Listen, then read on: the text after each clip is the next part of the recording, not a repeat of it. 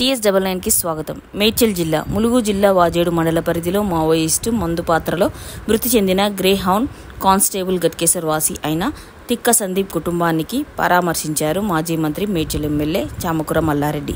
ఈ సందర్భంగా మల్లారెడ్డి మాట్లాడుతూ రాష్ట్ర ముఖ్యమంత్రి రేవంత్ రెడ్డి సందీప్ కుటుంబానికి ఆర్థిక సహాయం చేయడానికి, అలాగే వారి తమ్ముడికి పోలీస్ డిపార్ట్మెంట్లో ఉద్యోగం ప్రకటించడం హర్షదగిన విషయమని అన్నారు. నేను కూడా సందీప్ కుటుంబానికి 3 లక్షల రూపాయలు ఆర్థిక సహాయం అందజేశాను. అలాగే వారి కుటుంబానికి అండగా ఉంటానని అన్నారు. ఈ కార్యక్రమంలో బీఆర్ఎస్ మాజీ ప్రజాప్రతినిధులు, నాయకులు తదితరులు పాల్గొన్నారు.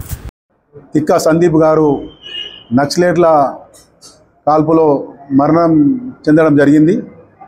అతని మరణాన్ని ఇక్కడ ఉన్న మున్సిపాలిటీ ప్రజలందరూ కూడా, అన్ని పార్టీలు కూడా అతను సంఘీభావం తెలిపి సంతాపం కూడా మేము తెలిపడం జరిగింది.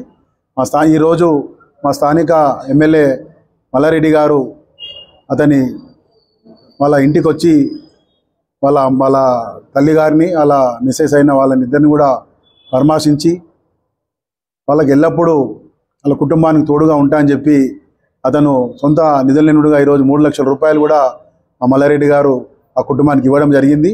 అలాగే ఇంకా ముందు కూడా ఆ కుటుంబానికి ఏ అవసరం ఉన్నా, మన మెడికల్ కానీ, ఎడ్యుకేషన్ కానీ, ఆయనకు సంబంధించిన 2 సంస్థలలో ఏదైనా కూడా ఏ ప్రాబ్లం ఉన్నా అతను వెన్నంటూ ఉంటానన్నాడు, ఆ కుటుంబాన్ని ఆదుకుంటానని చెప్పడం జరిగింది.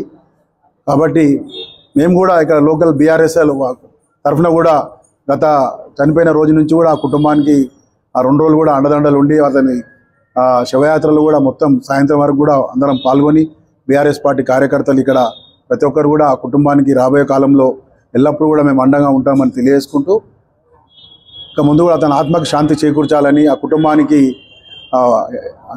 దేవుడు ఎల్లప్పుడూ మనోధైర్యాన్ని ఇవ్వాల్సిందిగా నేను కోరుకుంటూ అతని ఆత్మకు శాంతి చేకూర్చాలని మనవి చేస్తున్నాను. నక్సలైట్ల దాంట్లో చనిపోయారు, చాలా బాధాకరం. వాళ్ళు ఇట్లా గట్కేసర్ నివాసులు, పూర్వం సంది కూడా వాళ్ళు ఇక్కడనే ఉంటారు. చాలా అంటే చాలా బాధాకరం. వాళ్ళ భార్య కూడా పాపం MSc చేసింది. తప్పకుండా సీఎం గారు కూడా ఆమెకు మంచి జాబ్ ఇస్తారు, గవర్నమెంట్ జాబ్ ఇవ్వాలి. తల్లికి కూడా ఏదో కమిషనర్ ఆఫీస్లో చేస్తుంది, అది కూడా చేసి వాళ్ళ తమ్ముడు కూడా ఇదే ఉన్నాడు, వాళ్ళకు కూడా జాబ్ ఇప్పిస్తే బాగుంటుంది. తప్పకుండా గవర్నమెంట్ కూడా సపోర్ట్ చేస్తారు. నేను కూడా నా ఆర్థిక సాయంతో 3 లక్షల రూపాయలు ఈరోజు వాళ్ళకి ఇచ్చిన. ఇంకా ఏ ఇబ్బంది వచ్చినా, ఏది వచ్చినా వాళ్ళకి నేను ఎప్పటికీ ఎంబడి ఉండి ఓ ఫాదర్ లెక్క నేను చూసుకుంటాను కూడా.